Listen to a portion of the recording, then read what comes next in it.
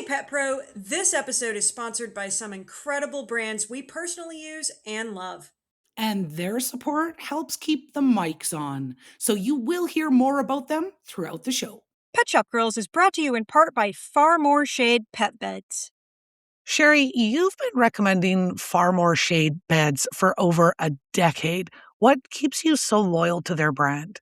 Honestly, it's the quality. They're the only pet beds I carry because they consistently outperform everything else I've tried. I still have Far More Shade beds in my own home that are over 10 years old and they're still going strong. That's pretty impressive. It is. And one of the things I love most is that I've actually had the opportunity to visit their facility in person. I've seen how these beds are made. I've met the people behind the company, and you can tell they genuinely care about building a product that's made to last, not just something to sell. And that quality really shows. It does. They don't use loose stuffing like most pet beds. Instead, they're made with thick quilted construction. So when you wash them, the filling doesn't shift to one side. You know that problem, right? They come out clean, fluffy, and pop right back into shape. So they're easy to sanitize, incredibly durable, made in the USA, and built by people who truly care about what they make. That's exactly why they've earned a permanent place in my store. As a retailer, my reputation depends on the products I recommend, and Far More Shade has earned that trust year after year. Wow, that is amazing. So, Pet Pro, if you'd like to see what we've been talking about, head over to FMS, that's Frank Mother Sally, dogbeds.com, and check out their full line of products. Pet Shop Girls, the voice of the indie, the heart of the trade. Pet Shop Girls, unleash your power, let's make some waves. Hey, everybody, I'm Sherry. And I'm Carly. Welcome back to the Pet Shop Girls podcast. We have a very special guest today who needs no introduction. He was actually on our episode 10 of the Pet Shop Girls. It's been too long having him back on the show. And he has been in the industry, oh gosh, I should know this, for decades. We'll just say that. He owned Platinum Paws in Carmel, Indiana. And besides running a successful store, he served on the World Pet Association Board of Directors, represented retailers as a consumer advocate at AFCO meetings, and spent years sharing his insights as a columnist for Pet Product News. I never missed reading one of those. If there's someone who's seen what separates successful retailers from struggling ones, it's BC Henschen.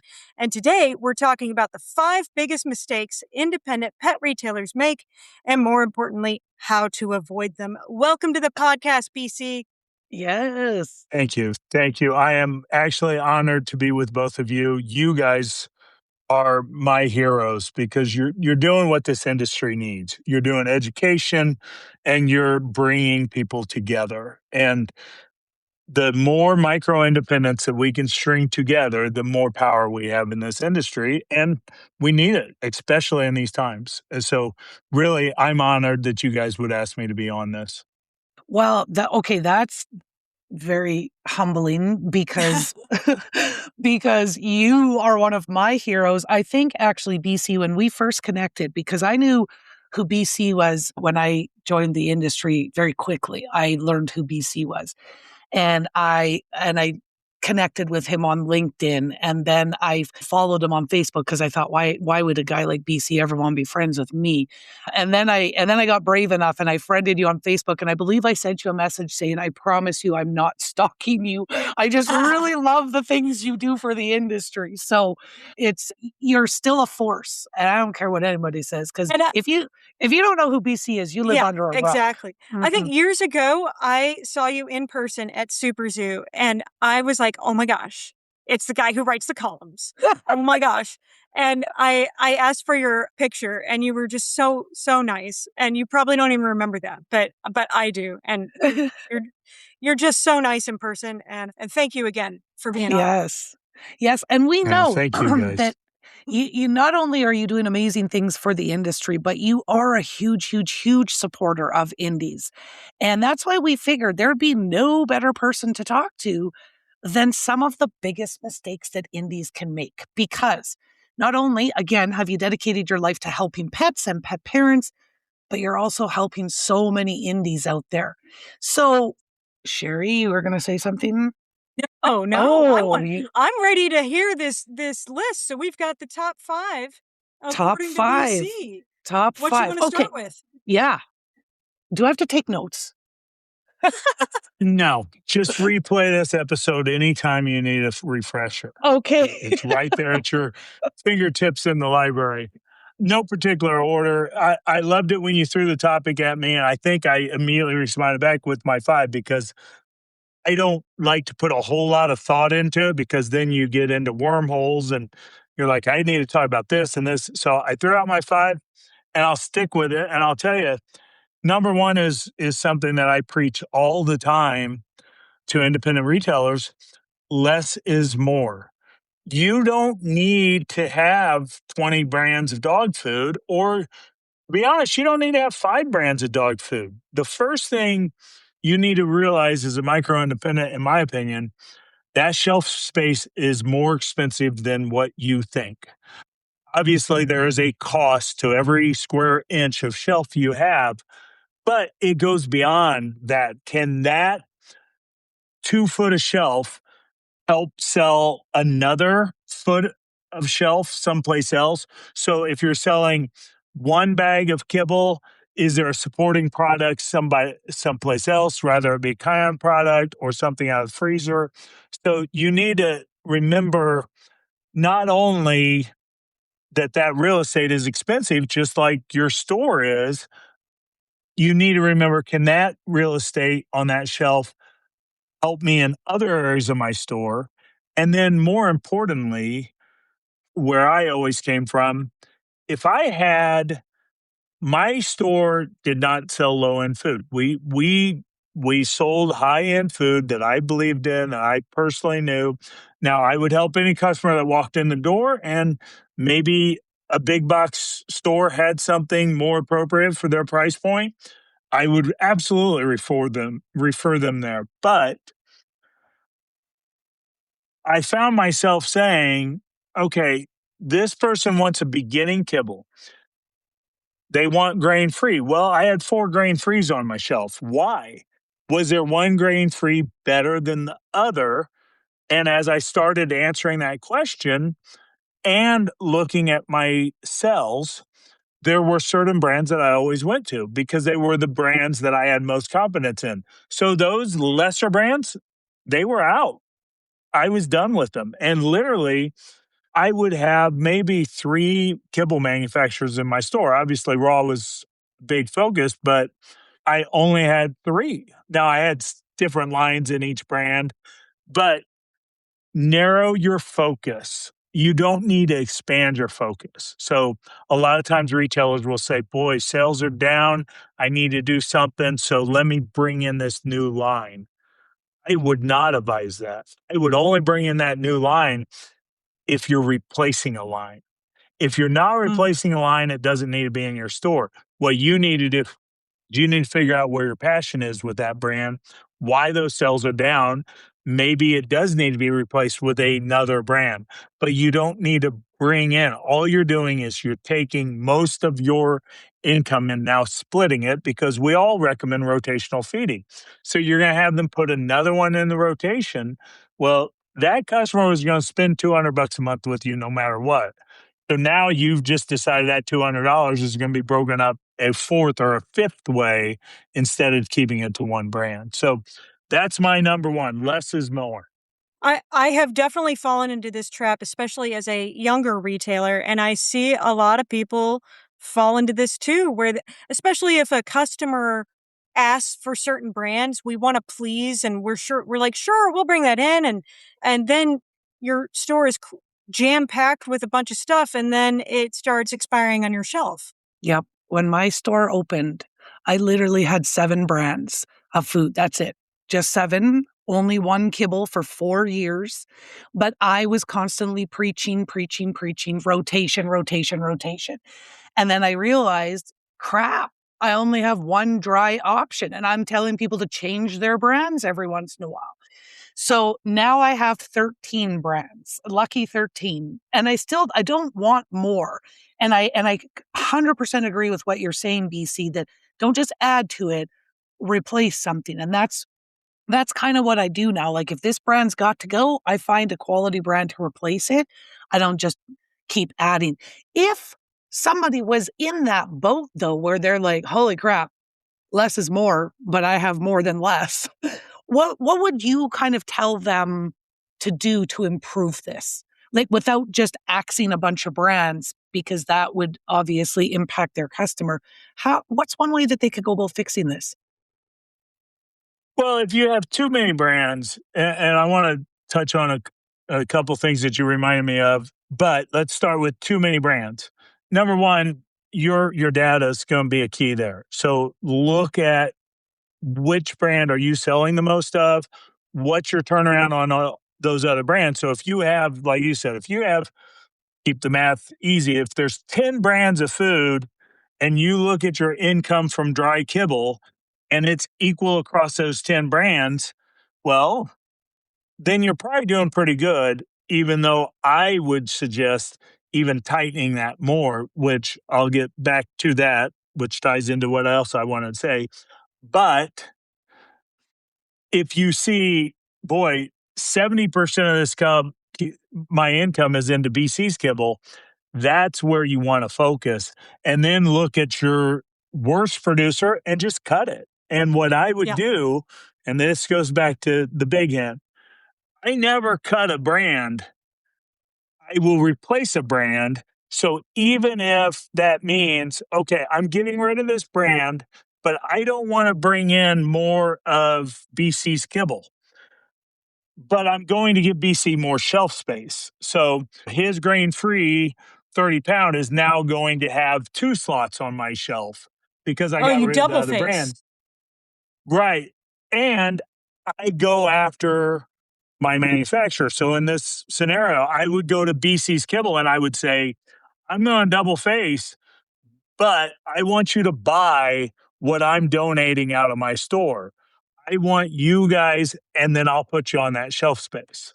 So I'm always going to do something. Now, if you're a smaller, brand new store, you don't have very much leverage to do that, and that's okay. But you can usually get something. Even as a brand new store, they may not give you product or buy all that product, but they might work out a bounce back or a coupon deal or something, and that's a good start. But once you're an established store and you're doing numbers, you're going to say, I'm going to increase your shelf space by 20% in my store.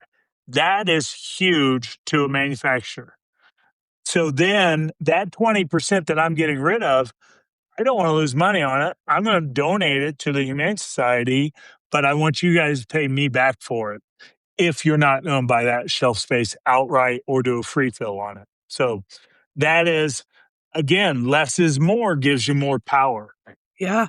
That's interesting that you say that too, because I have expanded shelf space for brands in my store or that are doing well, but I have never considered going back to the manufacturer to say, I just gave you double the space you had in my store. Maybe you should do something for me. Like I've never thought about that. So that's an interesting conversation to have with a I brand. I do want to bring up the opposite because this is kind of timely right now. And Carly, this kind of applies to you when you just had the one kibble back in the day. If something goes wrong with that brand and they sell out, change their formula, have manufacturing issues, then all your eggs are in one basket. So you want to be a little diversified, but not so much that you're cannibalizing your own sales, Yeah. right? No, yeah, that makes sense, Sherry. And I got to that point where my one and only kibble was making up 55% of my food sales. Yeah, And that's scary. that felt like all my eggs in one basket. And so I think I've done a decent job of diversifying that now so that I've got top sellers in all segments and they're strong. Like my strongest sellers in each segment are number one for a reason. But yeah, you're right. All eggs in one basket. That was a 55% of all one brand.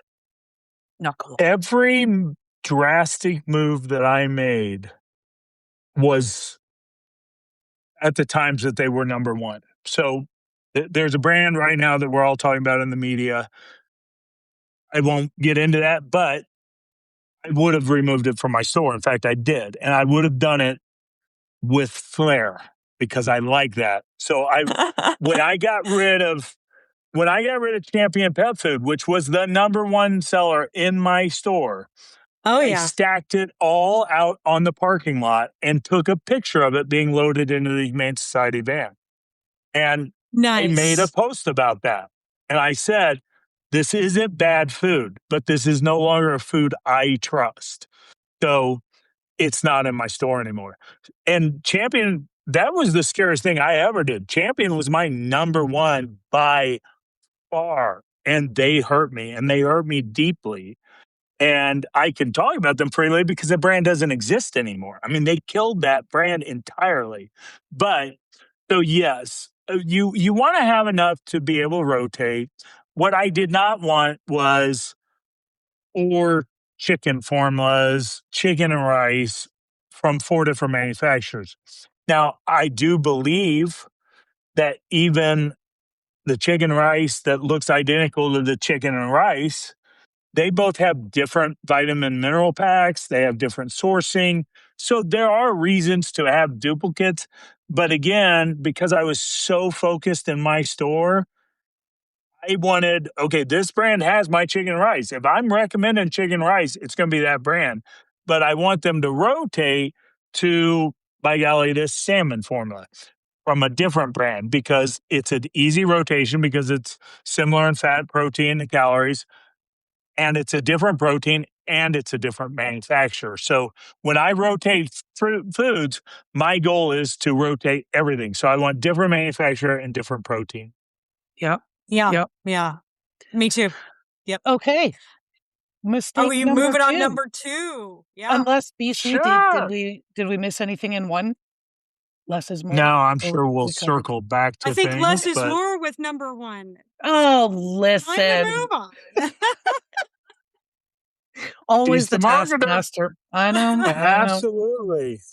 Well, and this is, again, it brings us right into it. Never lose sight of your vision. So that, especially for a younger store, if you are trying to come off as the nutrition expert in your area, then that is what everything needs to be about. You need to market that. You need to make sure you support that. And you make sure that your products support that. So, for example, if you're anti-China, then there should be no China on your shelves. Now, I'll tell you, that's very difficult to do. I would never be anti-China because it's going to eliminate some things that just cannot be sourced properly in the US.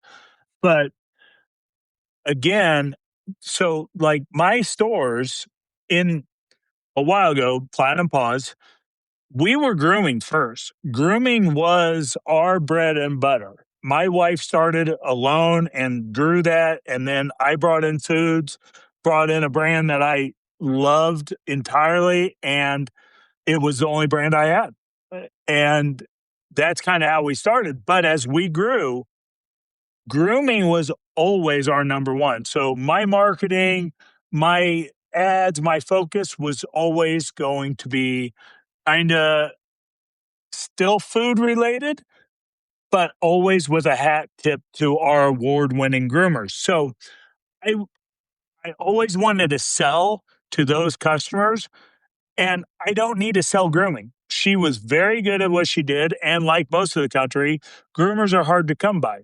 So I didn't need to advertise for her grooming, but I wanted to always be able to use her popularity and her reputation to push my food agenda.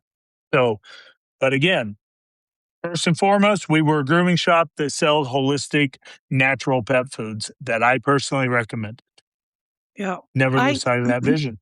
Yeah.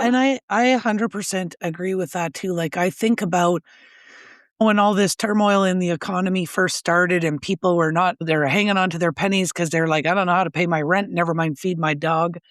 And we had a rep in our store And you know what? I love the fact that they're a Canadian owned family company. The reps are all very nice and pleasant, all the things. But the food doesn't meet my standards. And I had 2 customers come in while the rep was there. And of course, he had his bags out and everything. And the one customer messaged me afterwards and she said, "Are you thinking about bringing that food in?" And she used to feed that food. She told the rep that when she was there. And I said, "I haven't made any decisions. We were debating whether or not we needed to have a more economic option for customers during this time." And she said, "That is not what you're known for. You are known for education and expertise when it comes to pet food." She's like, "That's why I shop with you." And she said that in my opinion, she said, "You can do what you want, but that food doesn't fit with your lineup." And So if you had Friskies on your shelf, I mean, that just kind of negates everything that you've 100%. established Yeah. already. Yeah. Yeah. And I get that there's some store owners out there that are like, "I got to meet my customer where they are." I don't think that means that you have to contribute to the fact that their cat should eat Friskies. I think that you understand where your customer's at and then look for ways that you can help them improve their diet. And if that means that only half of it is Friskies now, but half of it is in your store, that's an improvement. But I 100% agree with you that when you have a vision for your business or a mission that you have stood by, when you shift that mission, I think there's maybe a couple pet influencers that we won't name that were completely holistic. And then overnight, all of a sudden, Hills and Royal Canin are the best food ever, and every other good food out there is garbage. And like, in my opinion, they lost all credibility, not because I'm on the other side, but because you flipped overnight. And what happened to everything that you preached for years? It's the same thing for a store owner. Yeah. Yeah. Absolutely. And okay, so first off, a good friend of mine, she actually no longer has a store. She had it in Texas. She went to her closest vet, and when she opened it, she said, "What food do you recommend?" And he recommended at the time, I'm pretty sure it was Science Diet. So she brought in his number one recommended kibble, what he was telling people to feed. And then when they walked into her store, she sold that kibble, but she gave them free, pretty sure it was kale that she grew in the store and goat's milk with every bag. And that was her conversation starter. Listen, I understand this is the food that your vet believes in, and these are the reasons why I don't. But I'll tell you what, I have a couple things that I actually do here: goat's milk and kelp or kale. It was a K thing. That's going to help round out this formula and make it a better food. And then that opened up the conversation of, well, is there a food that I wouldn't need to do all this with? Well, yes and no. Let me bring you here. So she did that. I never could, but I mentioned this earlier. I absolutely referred a million people, I feel like, over 20 some odd years to some bags on the shelf at Walmart that I was okay with. They weren't stuff that I would feed. But again, I understood when somebody came in and said, I have 5 dogs. I can't spend $100 a bag, or I'm on, this is what I have and I can't afford that. So I would have a similar conversation like she did. I would say, here's a couple products at the big box stores that I'm okay with. And here's a couple inexpensive things that we can do to improve that. And by golly, even if you can't afford my goat's milk, let's talk about eggs. You can get eggs, they're probably at 10 cents each. You can add it on top of that food, and it's going to change that food to a much better class of food. So, and people that did that, that I did that with, as their situation got better and they were spending more money on their pets and they were figuring out the relationship between food and vet bills, they would ultimately come back and say, you know what? I'm ready to come on board. What do you got here? What's the best to help my dog live the longest, healthiest life? And I can afford a little bit more now. I So, I but totally again, agree my with that. vision was better. Yeah. Yeah, I agree with that tactic, and I have recommended certain foods that I don't sell for situations like that. And you're right. If their situation improves, they come back to you. Absolutely. But but the tactic of like actually stocking the food that you don't believe in order to transition people, I like it, but I have never tried it myself, and I think it's tricky. It's I definitely don't tricky. It is. I understand it, but I don't like it. And I know there's a lot of retailers that are like, that's what the customer's going to buy. And so if they buy it from me, then I can move them to a better food. The problem is if you never move them to the better food, and Yeah. you know what? We talked about this on our episode with Rodney. Now that same customer who's been coming to you and buying Hill Science all along, because that's what the vet recommends, and they buy it from you, but now they walk into Johnny's store down the street and he says, "Do you know that this food is better because of XYZ?" Then they come back to you and say, "Sherry, you've been selling me Hills for 7 years." If I ever entertained the thought of doing something like that, I would have a giant sign over those products saying, "We don't recommend these products, but we have them in case this is what you're looking for, but we can show you something better." Listen, No I sign. have my big poster that is close to my front till that's got the great big caution like caution tape across it, and it says feed with caution. And it has all of those foods that I don't recommend, but you wouldn't believe how many customers walk in. And when we start talking, I'm like, "Well, what are you feeding?" And they're like, They "That point to one." that. And I'm like, "Uh-oh." But it starts the conversation, right? And well, why are you saying feed with caution? Well, because here's the things and blah, blah, blah. And this is why we only sell these kinds of foods because, but whatever it is, right? But I know lots of retailers do it because the customer wants to buy it. And I just think have the conversation, because if they walk into another store and have that conversation, you're going to lose that customer anyways, because they're going to be ticked that you never had that conversation. So I think it's about having that conversation. Was your friend successful, BC? Was she successful doing that? Yeah.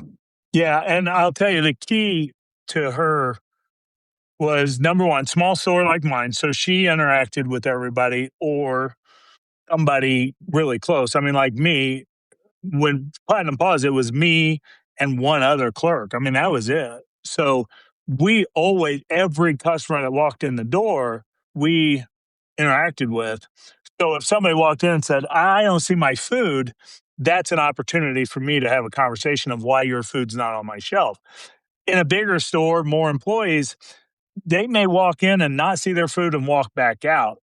And that's what she didn't want to lose. But her success was that's what the vets were recommending near her. So the vets were sending her and not realizing they were switching. She was That's switching so anybody that funny. she could. Yeah. But eventually, the conversation would turn at the vet's office, though. They would say, "Boy, Fluffy's looking great. You're still feeding?" "No, she switched me to BC's food." "Well, I already said Fluffy looks great, so I can't back out of this now." So Yeah. you get Yeah. support from that vet. Wow. But bigger stores, I mean, again, I started my first pet career retail was for PetSmart. That was the very first store I worked at as a dog trainer. And again, you're not interacting with everybody that walks in that door. So I've had a lot of conversation with manufacturers about this. The shelf for most stores does the selling, not the Mm-hmm. associates. Mm-hmm. And that's what we have to be careful with. And believe it or not, I didn't schedule this or plan this, but it does bring me back into number 3, which All is right. train consistently, train often, train everyone. So once again, we had a lot more groomers than we had retail clerks, but every one of my groomers knew exactly what I would say because I talked to them, I trained them, I communicated. And I also taught everybody, including myself, you might not be able to answer everybody's question, and that's okay. But what you want to do is say, I will find out. But Mm-hmm. the Mm-hmm. most important thing is, especially as you get more and more success, we've talked about this many times.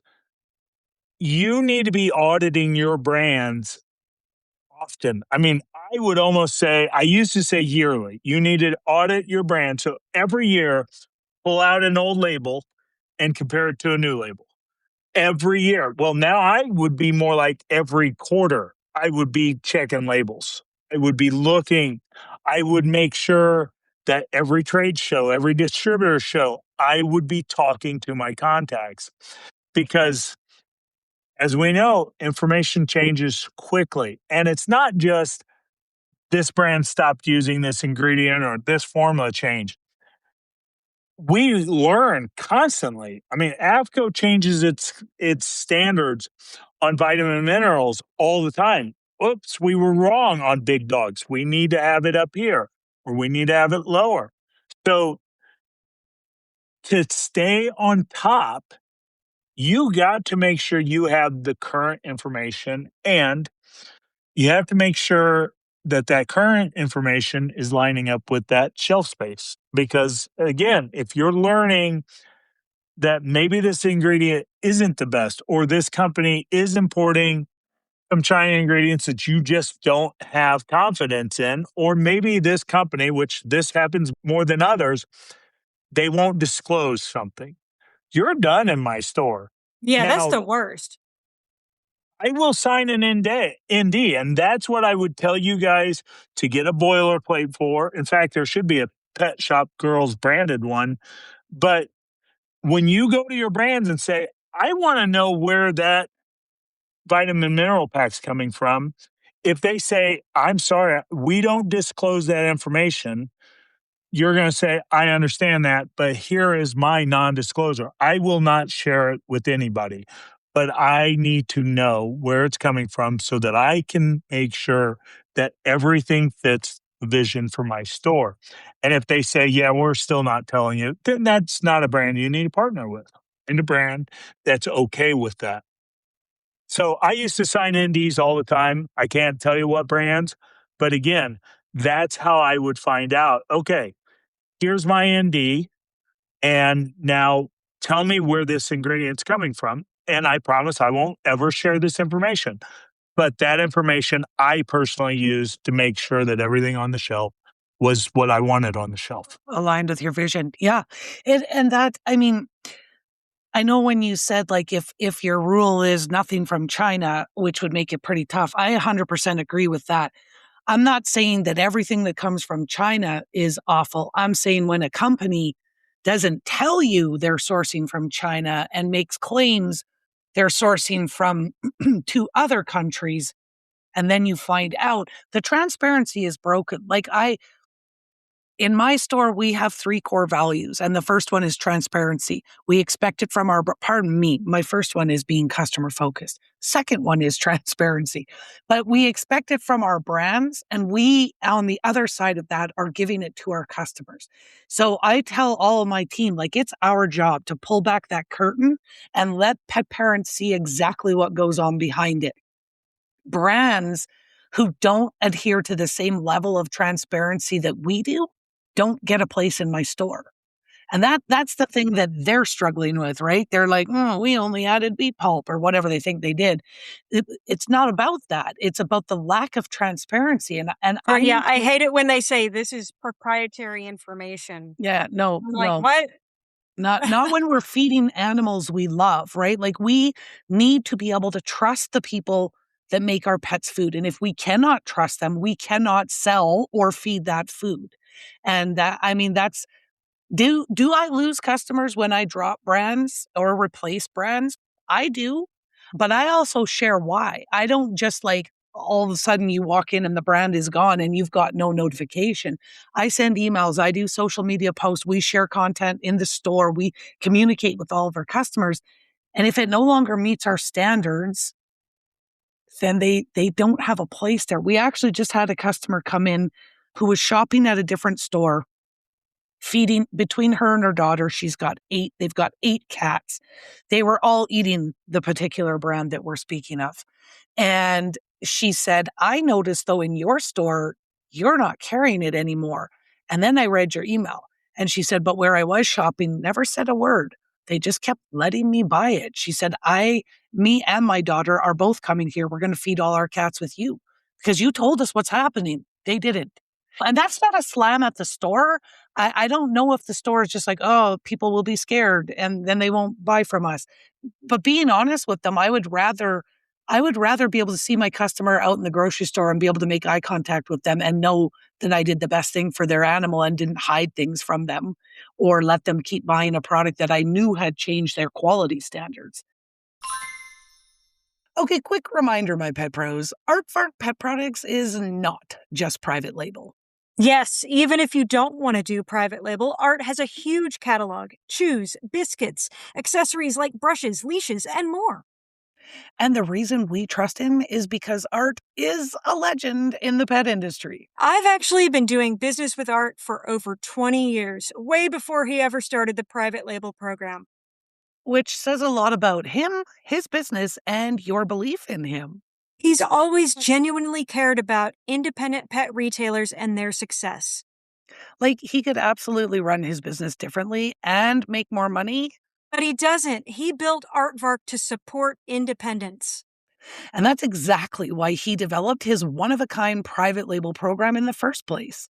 So whether you're looking for private label or just great products for your store, Aardvark is 100% worth checking out. Email Art at artn, N as in Nancy, at artvarkpet.com and use code PetShopGirls to save a little extra on your first order. But don't call Art Nancy. Going back to the main point, though, you would train consistently. What was your best mode of training? Just like on the job? Did you do videos? What was your go-to? Oh, of course, I would go to WPA's website, which such great store Oh, sorry, they don't have any of those. I would go to one of those other. No, so when I talk about training, I talk about reading Becker and Rodney's book. I talk about staying up to date with AFCO. AFCO will really teach you a lot if it's $500. Well, in fact, I think they reduced it. I think it's only $250 now. If AFCO comes near you, go attend AFCO. It will cost you a Oh, couple yeah. $100. That's on my bucket list. It's only on one day. I mean, so you really only have to go one day, and they rotate that show, but that's a good education. And then you've done a lot of the homework on. There are so many websites. We all know Truth About Pet Food. That's Susan Fixton we love. We know how to check import. You were on top of that, Carly. I think that was all your investigation. I think you were the first to really make that a thing. And get in with some manufacturers that you believe and you trust. And I'm talking about formulators, and I'm talking about really if you can learn the plant operations or the extruder operator, who I used to have a buddy at Champion. I mean, he was the extruder. That is as much magic as it is science too, because you're dealing with this machine that is mixing, cooking, and kicking this kibble out as fast as it can. Well, your 1,500 pounds of chicken just came in with a little bit more moisture on it. That's going to ruin everything. But a good extruder operator knows how to catch that. So how do you meet those people? Well, Super Zoo, Global, your distributor shows. You got to go and say, I want to learn. And if they send you to a vice president or a PR firm, you got to push them. Hey, would you give me a tour? Would you let me talk to this person or that person? And that's what I mean by education. And there are other magazines as well that I would always stay in tune with any of the pet magazines. But yeah, you need to do it, and then you filter it for your staff, because that's the other thing.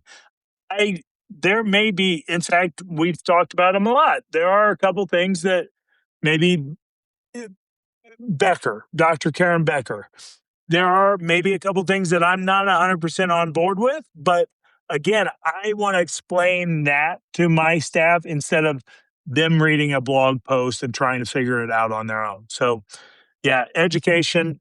Keep in mind, my store, it mainly was me, so it was pretty easy. As you get bigger, it's harder. I mentioned I worked for PetSmart. All our education from PetSmart was really from brands. I mean, they had a handbook, but really the brands coming into the store. And I mean, that was kind of sketchy, but I think I've shared before, but I will add, I was selling a brand that I started my own store with. I was selling that out of the trunk of my car as I worked for PetSmart. Yeah. But I was only selling it to other employees. I wasn't selling it to customers. But every dang employee in PetSmart was buying food from me that did not come from PetSmart. That's so funny. And they I've heard fired me, so many believe it or not. stories. Oh, I've heard so many stories about how distributors get started or something gets started with somebody selling food out of their car. So that is so funny. Well, BC, there is pet pro training out there now that maybe wasn't around when you were in your It's store. getting better. Listen, Getting better, but it's it's still getting the not. best. Oh yeah, Carly Right. made a nutrition training, and Hello. we as Pet Shop Girls, we are throwing around the idea of creating certain Training modules. training modules for stores like leadership, management, stuff like that. Yeah. But the foundation of pet nutrition already exists. And you can find the link in our show notes. On to the show now. Number 4. That's awesome. And I'll tell you, you need to include manufacturing, because a lot about our pet food. So I can't make a kibble because it literally cannot be manufactured. The kibble would not make it through the extruder. It would have too much oils in it. So that's what I want. I want fats. I want omegas in my food. Why doesn't every manufacturer do that? Because you can't. It can't be done, which is why I really talk about people going to AFCO and touring plants and asking questions like, hey, your food's too low on fat. Why? Why is that? Well, a lot of times that's a manufacturing limitation, not a formulation limitation. Mm-hmm. I teach all of my new hires about co-packing.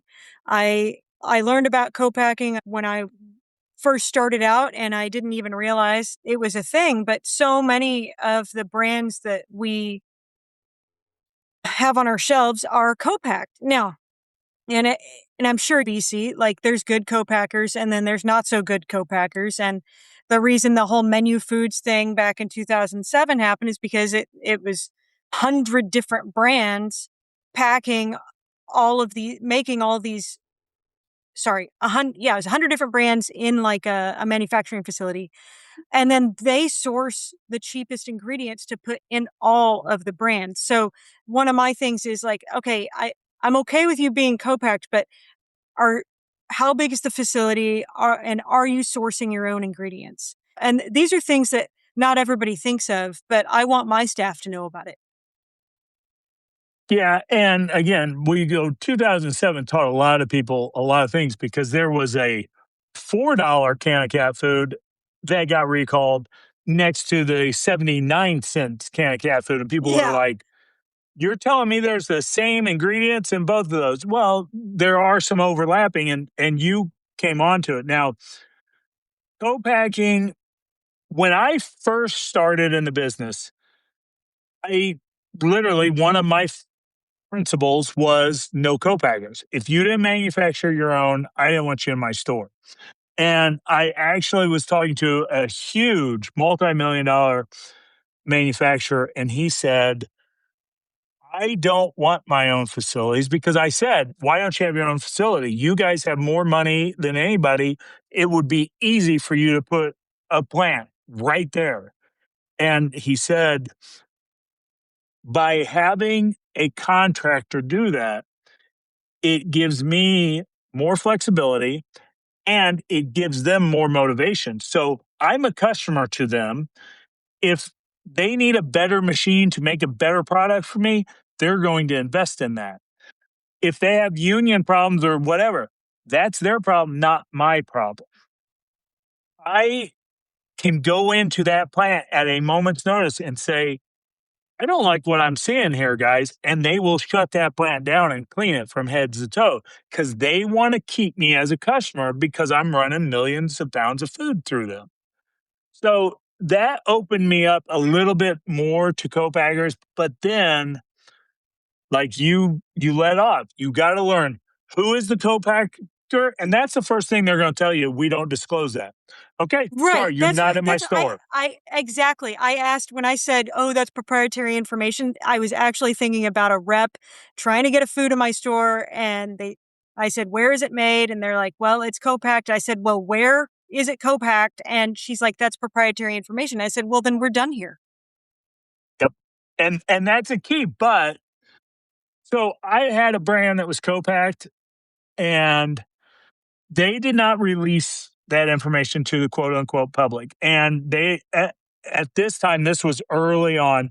I didn't have an ND. I didn't know that that would be an avenue. They just said, sorry, we don't disclose it. We're worried that a bigger company would come in and force us out, which is a possibility. Very rarely done, but it is a possibility. Side note, there was a manufacturer. So we're probably like talking 2009. There was a manufacturer who was in a co-packing facility that facility got shut down by the FDA or USDA. It was horrible. I mean, they shut it down, mandatory cleaning, complete re-education, blah, blah, blah. And that manufacturer, who I was very close with, used them. And she said, I'm leaving them. I'm going over here. Well, she used a bison meal, and that manufacturer had the most pull with the bison meal providers, and they doubled what they bought, which meant the new co-packer couldn't get an ingredient that her food was founded on. I mean, bison was a big deal with her food. She had to go back to that co-packer because otherwise they locked down that ingredient on it. So that's why people don't want to disclose because games like that can be played. Indies will help with that. The other, you know, co-packing's not bad. Just know where it's from. And that company that made canned food out of Thailand, it took me an hour to figure out where they were made. Because once again, we start hitting the internet and we start looking at import documents. We start looking for corporate names. And I actually found a lawsuit which disclosed exactly where they were made and how they were made. And I kept that brand because I didn't have a problem with that facility. It actually was a food grade facility making human food. It actually produced some human cans and happened to make a dog and cat line. So I was okay, but I had to find that on my own and I kept them in my store, even though they refused to disclose it. Now, the sales manager, the national sales manager confirmed it. I called him immediately an hour after he left my store and I said, this is where you're made. And he said, absolutely.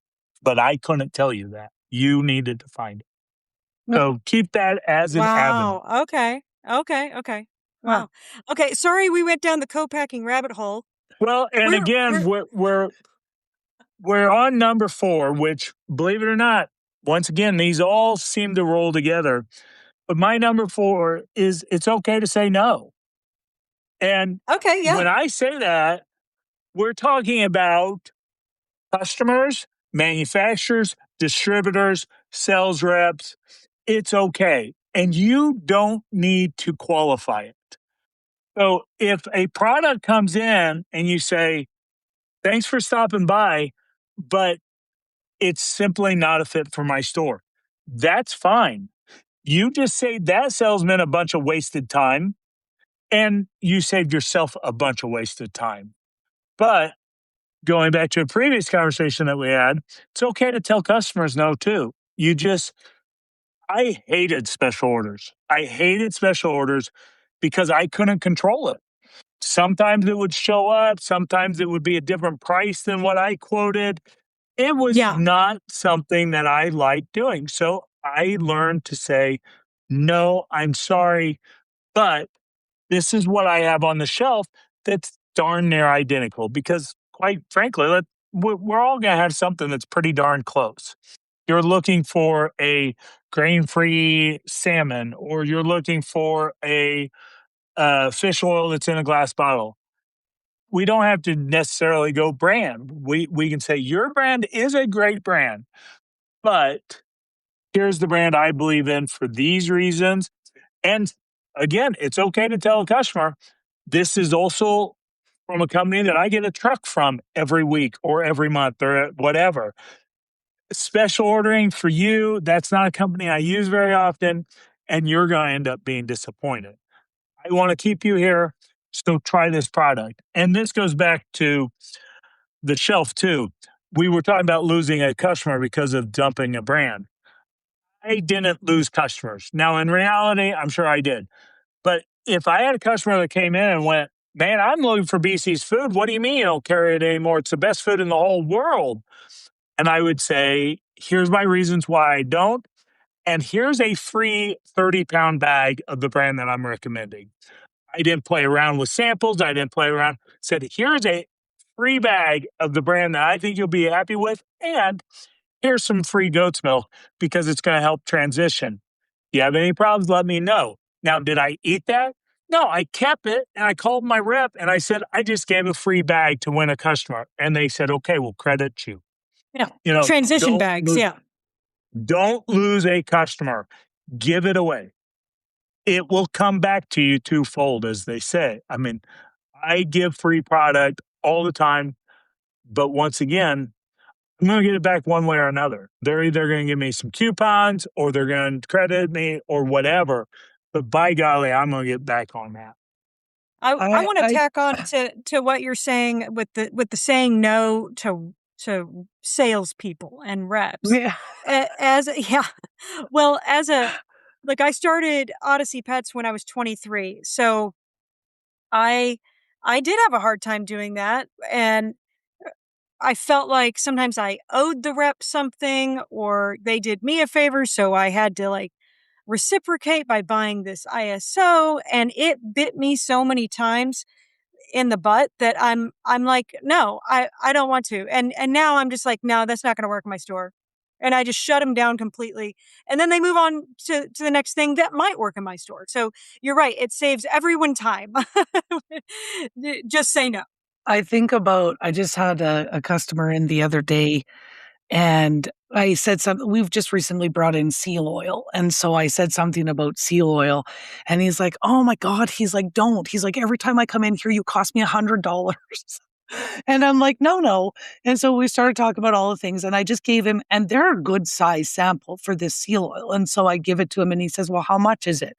And I said, it's nothing. It's yours. Take it. Like, it's yours. And he's like, what? And I'm like, don't you know that's how us doggy drug dealers work? We give you the first one free Absolutely. and then you're coming back. Yes. But yeah, no, I agree. And I've done that too, BC. Like I know it's going to work for the dog and the customer is hesitating and I'm like, just take it. Like, take it. I'll figure it out. My concern is the dog. The dog needs this, so take it. But I also agree with Sherry. Yeah, like I'm wondering how many retailers out there, because we've all done it, but I'm wondering, do we know a percentage of how many get stuck not saying no? And then you have this product that lingers in your store for forever and you just can't kill it because you didn't say no the first time. If a sales rep is going to try to make the quick sale and pressure you into buying something that isn't a good fit for your store, they just lost you as a They're a poor customer for rep. life. Yep. Yeah, it's because they need to think about the long-term picture here Yep. and what's going to work with you and your store, not just make that quick buck today. And that's sales 101. Like I think back years ago when I went to buy a new bed, the sales guy was amazing.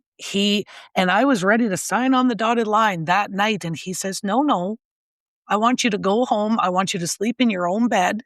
I want you to come back the next day. Your body will remember which bed you liked best, but I want you to sleep in your own bed so you feel good. You just came in from driving on the highway. I don't want you to buy a bed tonight.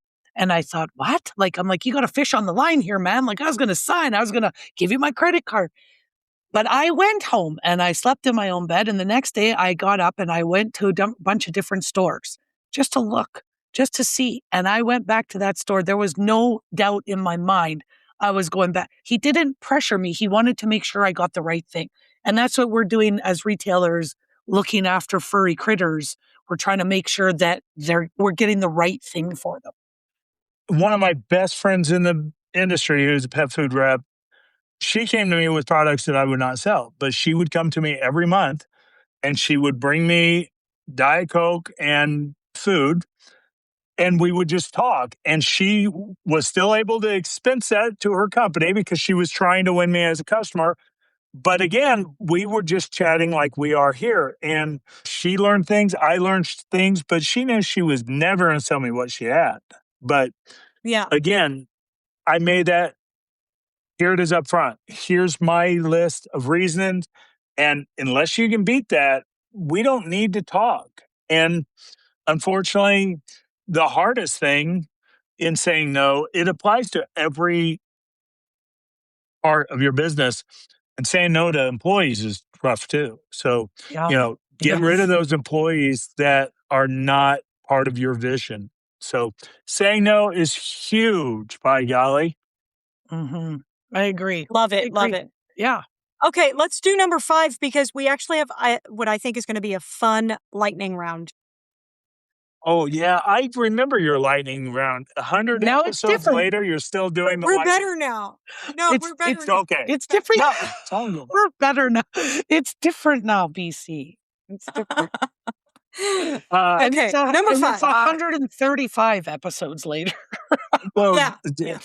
I want to keep adding a number. I'm kind of offended that it's taken me. I didn't qualify for another 120. Well, maybe he'll be better after 120. We'll get him on there, see how he does.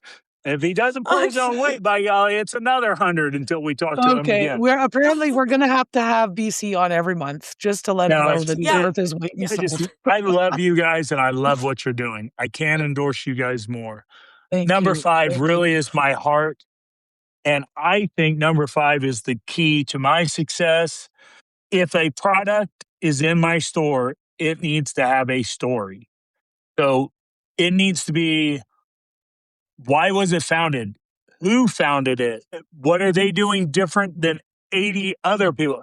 Why is this fish oil better? Well, this fish oil is better because I know the owner, and this is what the owner does. You need a story. I never sold pet products. I sold stories. So I talking about Greg Tilford, Animal Essentials. Greg Tilford wrote the book on herbs for pets, him and his now ex-wife.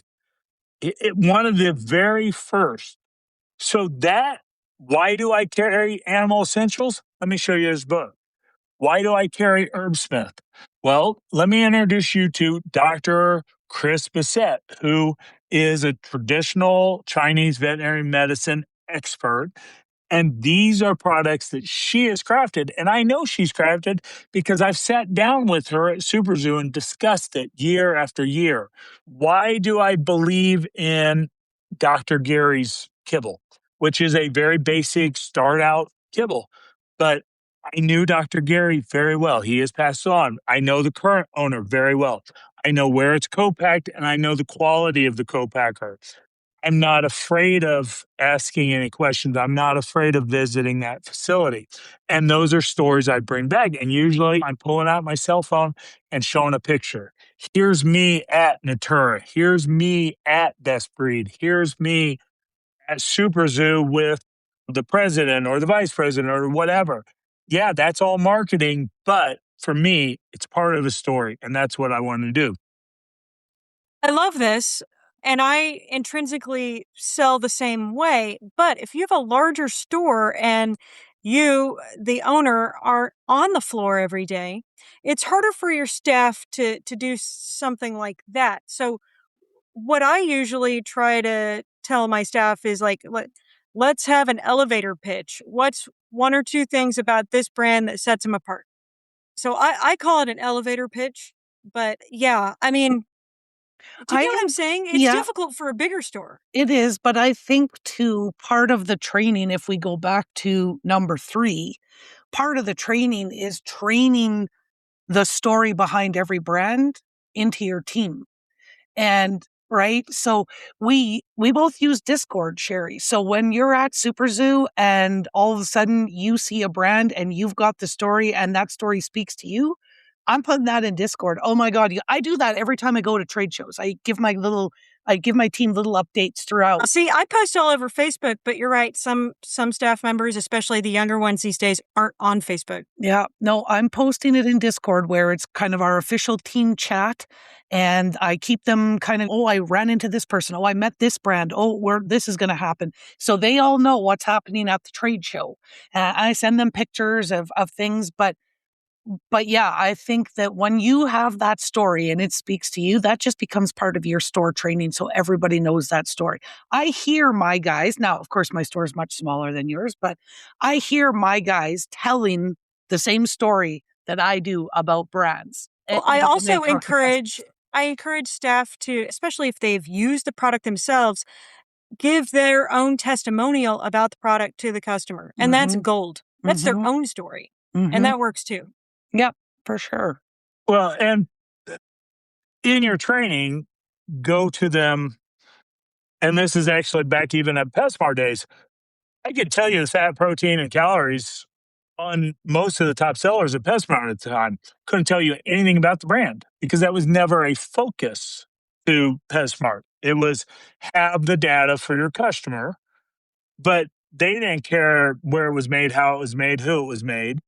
So coming back from Super Zoo, there's a picture with my arm around let me phrase this properly, a president of a company from Italy that I no longer would endorse. But there's a picture where I Excellent. first met him. I sat down, I talked to him, I took the picture, and that picture was on my shelf there, just as kind of, hey, look at who I know. But again, that adds to that story. And I'll also tell you guys when we go back to vetting and that type of information, when I sit down with a manufacturer, so you guys coming up with one of the Wisconsin brands that you're visiting, my first question to a manufacturer, Peter, I can't even say his last name from Champion Pet Food. First thing I said to him when I met him, Mumford was the last name.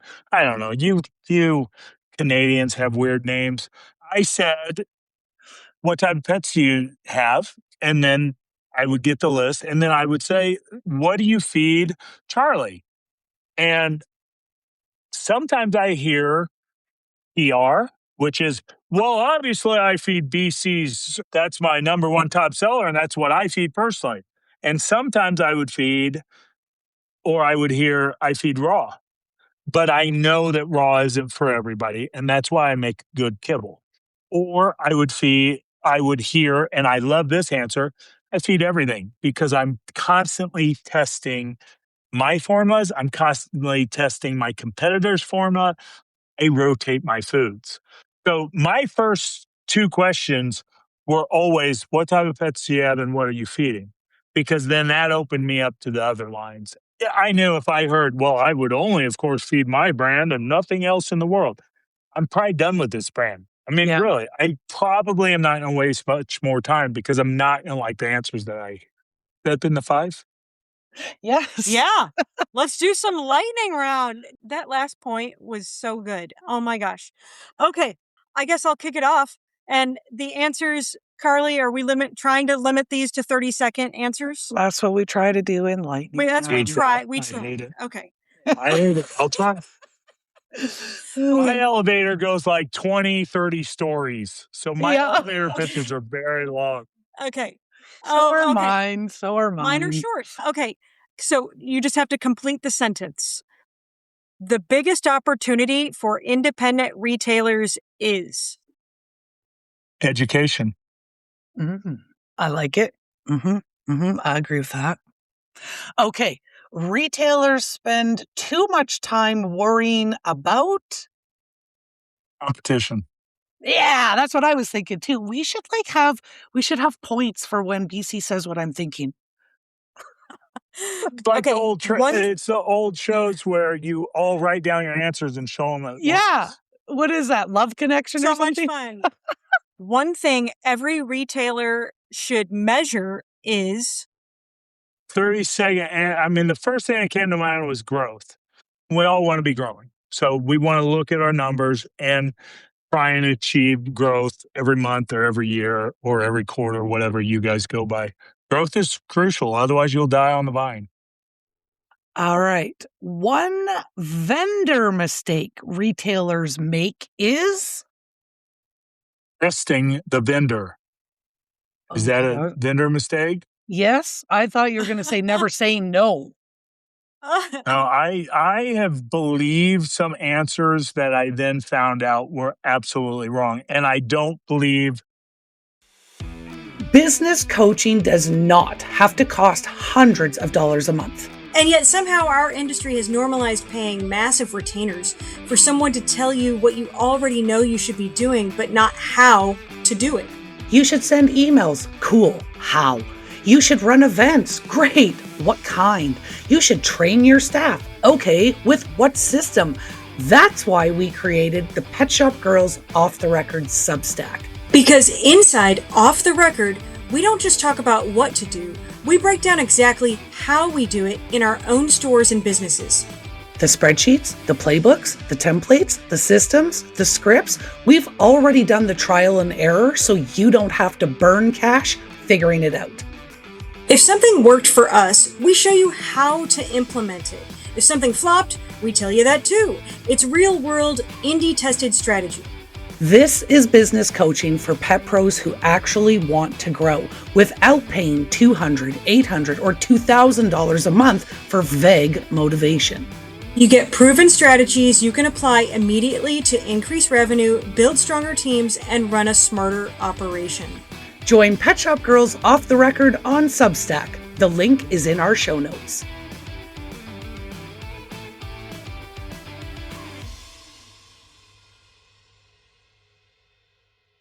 the sales rep was trying to purposely mislead me. I think that's what he was trained and that's Yep. what he believed because nobody ever challenged them on that level either. So Yep. if that's the right thing, that's my answer.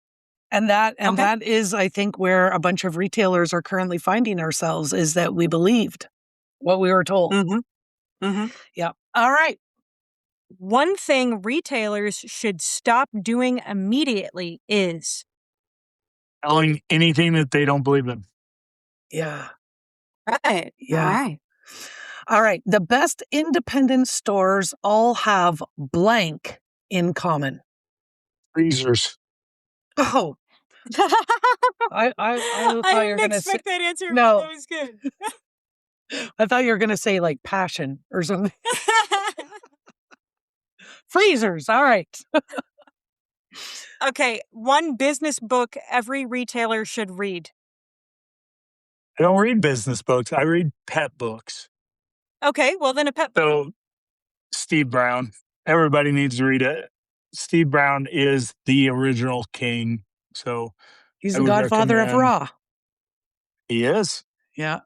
And by golly, he doesn't have a nutritionist behind his label, but look at what he's done for the Yeah. industry. So yeah, that is the books. So we talked about Rodney and Karen's multiple books. I definitely recommend the cookbook is the one I think really hits with most consumers. I think the other book's a little too technical, but and then yeah, that there's a lot. I'm drawing some blanks. There was the original Bravo lady. She had a book. Do you remember Oh Bravo yeah. Pet Foods? What was her Yes. name? I I don't remember, but I do remember she had this like little like it was a very small book, right? It was like almost like a Yeah. just a Oh yeah. large But pamphlet, again, but it was so good. Yeah. she was one of the kings of Raw. She was one of the first ones to really teach us about what happens to a brand when it gets purchased. But those are the type of books that I would read. And I completely lost what else I was going to say. So, but yeah, Bet, no, Bet Schubert, yeah, does I that? mean, no, No, that's by what golly, it Google will come tells to me. me. Bravo Pet Foods. She was an icon. So was Sissy. Does anybody know the name Sissy? Would you know the brand if I say Sissy? You guys need to go back. One of the first holistic pet foods on U.S. soil. How about that? Now, this is my 30-second round for you guys. Oh, One of the first holistic pet foods made readily available in the U.S. Sojo's. Not even close. Yeah. Oh, well, but it Uh, was called, Sojourner Farms, but yeah. I don't know. Yeah, I Solid don't know. gold. Solid Gold. Oh my gosh, I used to carry that back in the day. What happened to them? Well, it got bought and ruined, but Sissy, who owned, and if you guys ever went to the trade show, Oh, she she wore all sat gold. down Yes. gold flare, but she went to like the grocery store and bought poster board before show and sat down with a marker and just wrote everything that we talk about. And that was her booth, was just poster board, and she'd use glitter and glue. And I mean, it was a fun experience. She I was remember crazy. the gold lame outfit. Yes, I remember that. Oh my gosh. This is all Uh, before my time. The only solid gold thing I know is a disco movie from the 70s. Solid yeah. Gold was one The of the first holistic brands out there. Oh, that's the cool. the Wee Bits was the number one seller in my store. Yeah, it was like a bright pink package that had glitter. It was like Carly, you would have loved it. I probably would have. I It like was a bright foil colors and bag. glitter. Well, and what was the number one ingredient in Wee Bits? I don't remember. Bison. Oh yeah. Oh Oh, so man. this is okay, I get it. I get the connection. I just put the Okay. pieces Everything's a together. circle. Yep. But Sissy's passed on. But she was a great. They had a product called Health Extension. State of Indiana would not allow it. They considered that a marketing statement that could not be backed. You can't prove that that extends life. And Sissy, who at the time was probably 80, said to me, "Well, I take it every day." And I said, "Sissy, I can't tell a state regulator that we're eating your supplements that are made for pets." But that was her argument. Well, yeah, it excites. I'm still alive, so it works. Well, she was her own walking advertisement. I love it. Oh, she was awesome. Oh, well, okay. This was very fun. I'm wondering, BC, as we wrap this up. Wait. One more question. One more Oh, question. oh, What's one thing? what? I like this one. I like this one. What's one thing you've changed your mind about over the years? Well, there's so much, That's what I was but thinking. staying related. Yeah, I mean, that's the number one thing that I would say is always be willing to change. But for me, like something I dug my heels in, I used to only sell products that were held a certain accreditation. That was something I hung my hat at. Sorry, this won't be on my shelf if it doesn't have this sticker. And I learned of some just wonderful products that did not have that sticker. And I realized I got to give up on that. And that Yeah, was because a hard for me lot to of let those go of. stickers are just pay to play, right? Right. Yep. And this company, I did not think was that way, but still, I had to give up. Again, that goes back to our founding principles. And we want to stay true to our vision. But as we get educated and learn more, that vision may have to change. And that's okay.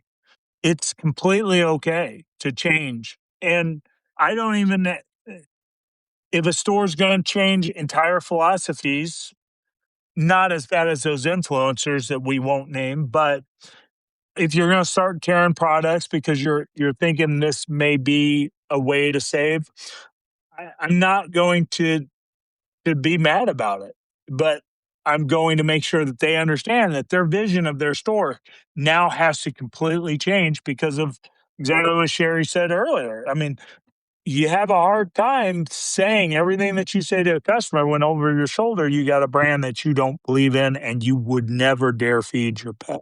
I do. I'll leave on a thing that I like. If there's no more questions, I'm obviously happy to No, yeah. answer No, whatever. you're good. My only question was going to be, was there anything that we didn't talk about that you wanted to talk about? And we Or can do that now. or is there a way that our listeners could connect with you, or is there anything you want to plug? Number one, I'm on Facebook. I'm an open book, BC Henschen. You can friend me, you can follow me, you can message me. I'm good.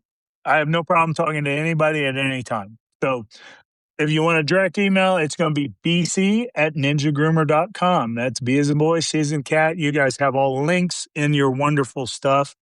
I have a couple things pinned above my desks. One was you can only pick two. So it's price, quality, or Speed. it's convenience. Yeah, Yeah, speed. or Yeah. convenience. So that was always, hey, which two do you want? Because it's a problem. But that's the one that I think's relevant here, and actually, it's right above my uh, intentional retailers outperform reactive retailers. That's always been one of my founding thought. And somebody wrote it down. It wasn't me who wrote it, but I cut it out of the paper and put it on my desk because that's what we are. We are intentional retailers. We're not for everybody, but at the end of the day, we're probably going to outperform some of these that are all over the place. Doesn't We aren't talking big boxes. We're talking about other retailers, and unfortunately, retailers that just get into anybody who gets into this game to make a ton of money doesn't understand this game.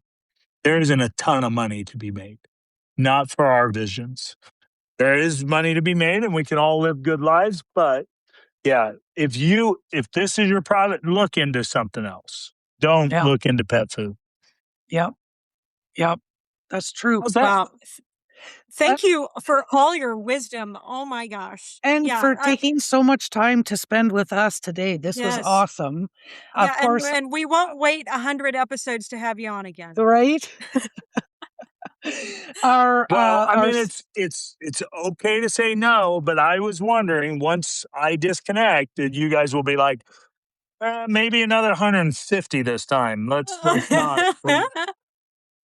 No, seriously, you guys, I am getting further and further out of the loop. Luckily, because of my age, a lot of my really inside sources that were friends that I developed. I mean, even people at From. I mean, Manny. Did anybody know Manny from From?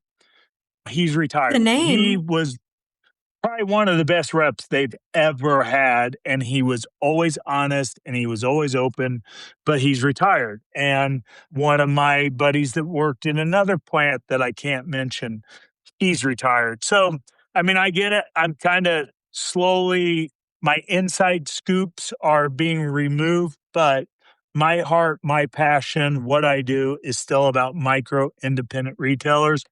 And the reason that I am is because I believe micro independent retailers can help my pets live longer, healthier lives. Mm-hmm. There's Yeah. no way that Chewy or Amazon or the big boxes are really doing that. So No.